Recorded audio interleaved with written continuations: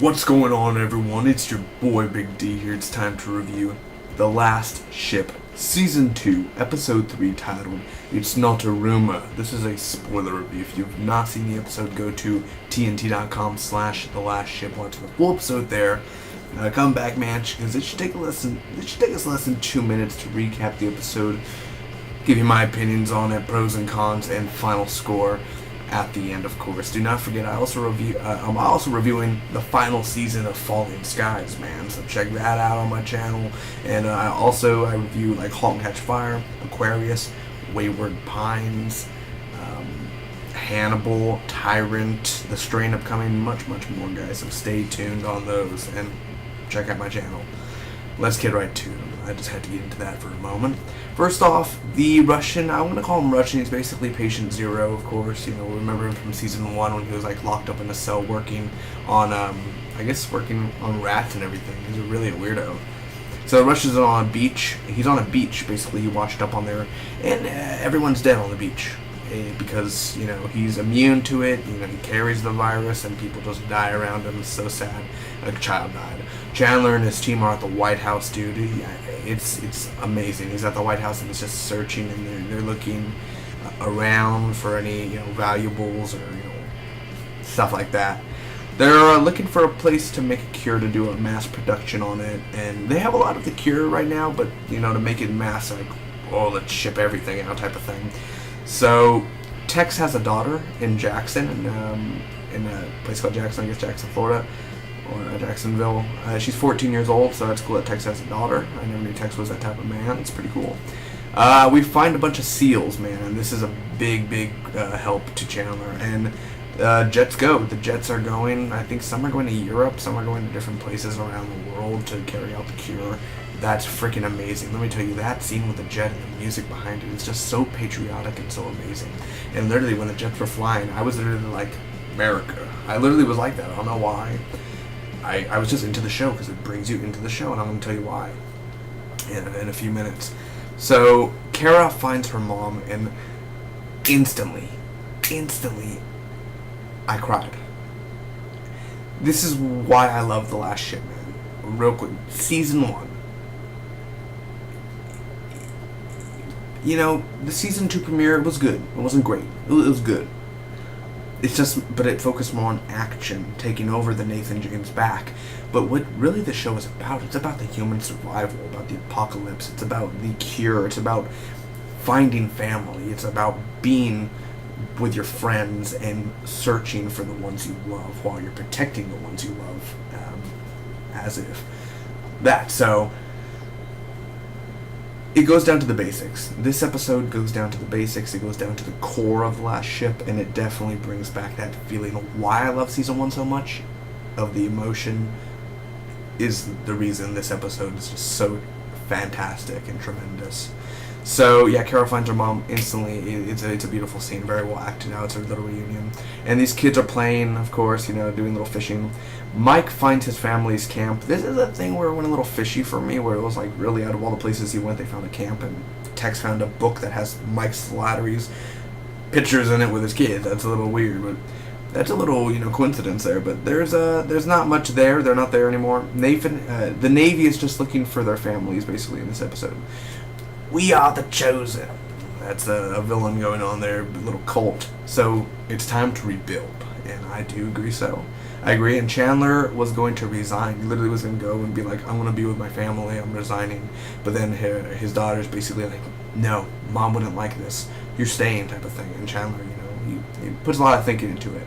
The bowling alley is where a safe house is, and a bunch of people are just bowling and having fun. And Kara's mom knew that Danny, I believe his name was Danny, that's her boyfriend, and that she's pregnant. I don't know how. And she's like, "You're showing," in the sort of way like, "I know, I'm your mom," but I was like, "Oh, so you're calling her fat?" I mean, okay, well, okay, you're her mom.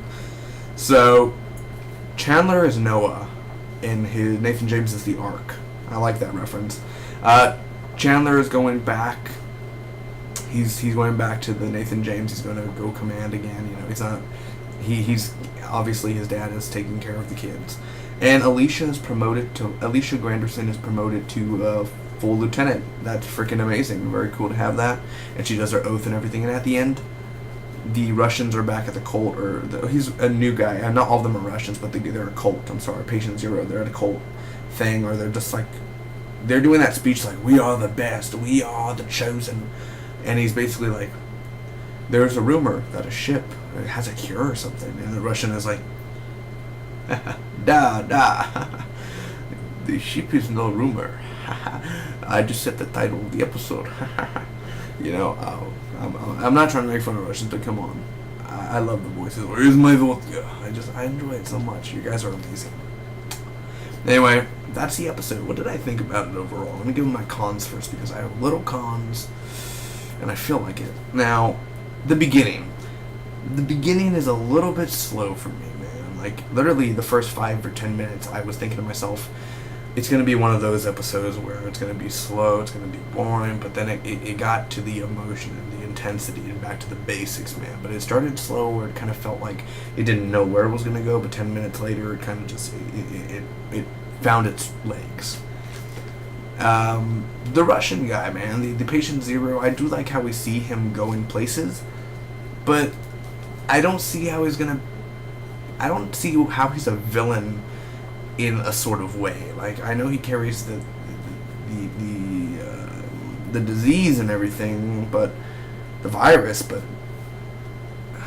how is he? Because there's another villain coming in with a ship and everything. There's like another villain in the next coming weeks. So who's the main villain out of this season? Is this guy just? I mean, they've been saving him since season 1. So is he the main core villain out of the whole show? Is he the season 2 big bad, or is he just like Thanos, just creeping in the back? What's the point of showing him if he's not going to... I mean, how much is going to be in here? I mean, you don't have to tease him anymore. You can just show him in full scenes. I mean, there's still not much we know about this guy, so... Yeah, it's a little bit like this. I really want to go back to Nathan James instead of seeing the Russian guy, but it's alright. The pros. Again, emotion, man. The emotion and the intensity is in here, and I love the ending, though, with... just all them are sort of looking, and it's very sad because it's emotional. And I do like the whole it's not a rumor thing. I think that was very clever. Especially I was like, how is the episode? This is not a rumor. Oh, he said it. Okay, now I get it. And also just Alicia Anderson got promoted. I really thought when they were walking in they were going to be like talking about her mom or something, but Alicia got promoted. That's really cool. Chandler and his dad, there was a cool scene when he was like, he's doing the trash cans in the beginning and everything, or like in the front house, and literally his dad just like, he wails on him, and he's basically like, you need to go back out there. This is where you belong. You are Noah, and Nathan James is your arc, basically. The cult group, I'm very interested to see where this goes. I hope they just not a little group that just like disappears after a while. I want them to actually do something, and actually, I don't want the Nathan James crew to wreak havoc. I mean, I don't want them to get hurt, Nathan James, but there needs to be a little war in there every now and then, but I think Tex is going to just, like, smoke them all out, obviously. And the dialogue. I think the dialogue is very well written, of course. You know, there's a really good speech when Chandler was talking before they took off in the jets. You know, basically, it's time to rebuild. The time has come. And again, intense, and I love the set pieces, man. You could tell like they shut off the certain area when they started filming it in certain cities, and I love the ship that they were filming in, because I remember when they reported that, hey, the last ship is filming at this thing in this at this base or something. You know, I always remember hearing those, and I get to see it on TV. That's pretty freaking awesome. And again, it goes down to the basics. If you remember the last ship season 1, this feels like a season 1 episode, and that's a great thing. It's not a bad thing. It's not a good thing. It's a great thing. Overall, I'm going to give The Last Ship Season 2, Episode 3, titled It's Not a Rumor, an A-. It's a great episode overall.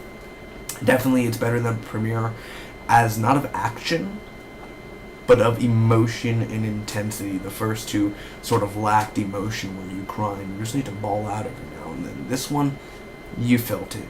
You felt where these characters were going. You felt where they're going to go. And, well, you don't know where they're going to go, but you feel it. You feel that this is real. This is just not acting. This is a thing that they're struggling with. And it's totally viable. Thank you guys so much for watching. Comment down below. Let me know what did you think about the last ship episode. And until next time, Spock be with you always.